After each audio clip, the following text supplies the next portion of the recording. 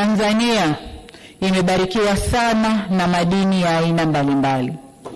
Hadi sasa, eneo lililopimwa na kufanyiwa utafiti wa kina ni 16% tu ya eneo lote la nchi yetu yenye miamba yenye madini nchini.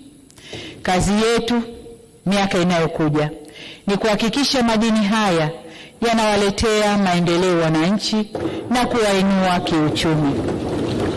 Katika kipindi kilichopita, tuliweza kuongeza mchango wa sekta ya madini kwenye pato la taifa kutoka 6.8 mwaka 2020 hadi kufikia 10% mwaka 2024.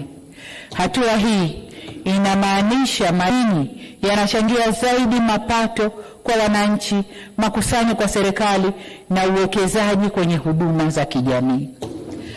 Kuelekea mwaka 2030, tutakamilisha mkakati wa madini adimu, yani critical minerals, ili serikali itambue aina ya madini, viwango vya madini na maeneo madini yalipo. Kwa kuwa madini ya kimkakati ndiyo yanayohitajika zaidi duniani, tutaongeza umakini katika kusimamia uwekezaji katika madini hayo.